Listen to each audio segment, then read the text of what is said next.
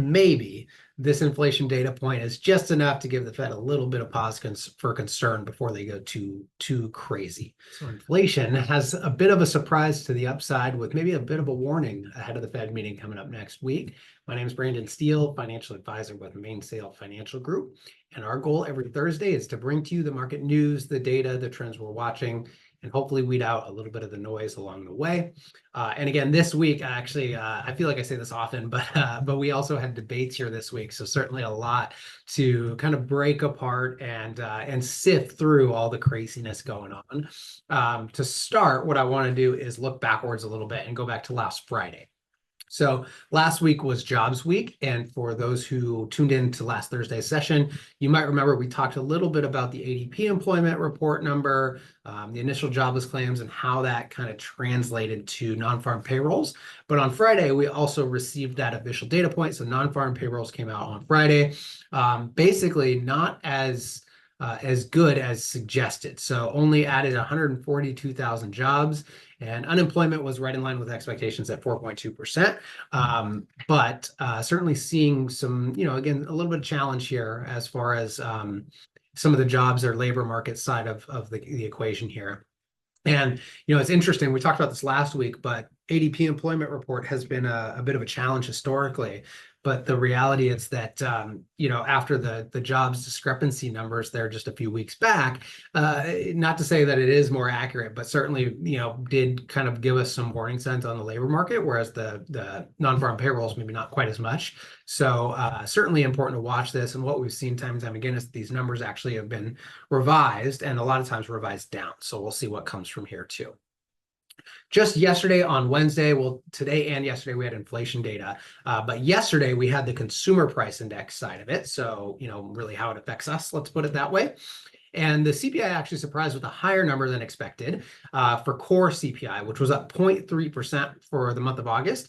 And this increase primarily came from services. And what this means at the end of the day is it kept the year-over-year core CPI or inflation data point at 3.2%. And then today we had producer price indexes, and basically the exact same story. Core producer price index also was up more than expected at 0.3%.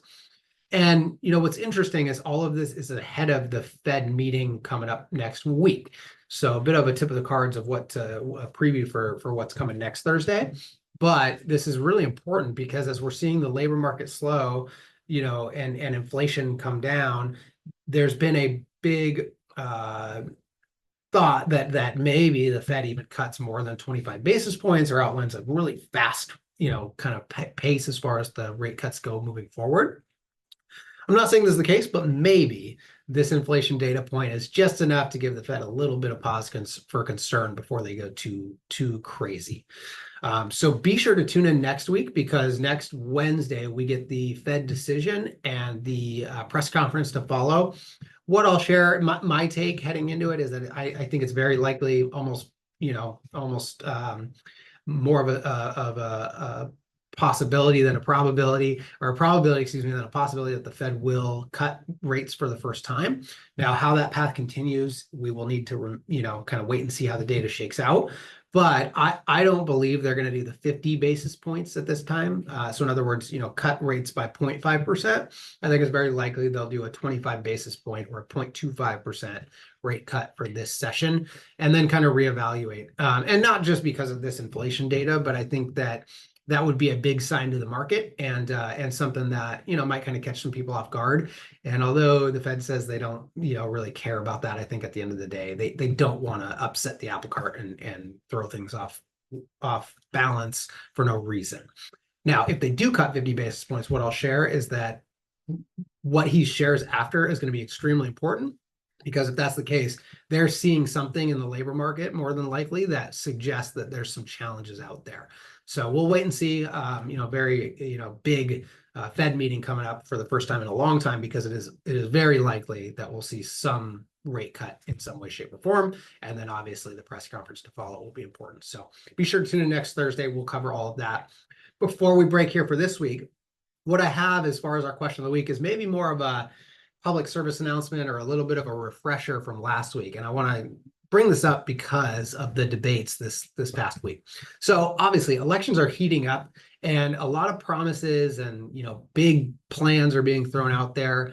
And a lot of this can be extremely polarizing and even more so challenging to make heads or tails of what's actually going to happen or what it actually means for the economy or the stock market or whatever. But the reason I wanted to bring this up is because keep in mind that we are still actually early in this cycle. And as we get closer and closer and closer to November, this is only going to become more and more of a hot button topic, right? The debate and I'm sorry, the election and what it means for the economy. And the reason I wanted to highlight this is because, especially at this stage, it's so important to focus on the data and try and avoid speculating too much on, what could or could not happen. Not to say that we don't need to take everybody's, kind of take on the economy and tariffs and taxes and all their, kind of plans into account. But the reality is there's a lot of big promises that may never come to fruition. And so looking at the data and focusing on what truly matters is so important at this stage. Once we know ultimately who is in the White House and ultimately maybe more importantly, what the House and the Senate looks like, then we can start to look at, okay, what might tax changes mean and how does that translate to the economy and the markets? But again, for now, there's a lot of noise. So, it's important as always to kind of keep those blinders on and remember the long term, right? So hopefully that's helpful. I know that the debates certainly have been entertaining, maybe is the best way to put it. But have a great upcoming weekend. We'll see you next Thursday, and we will have a lot to cover around the Fed press conference and rate decision there next week.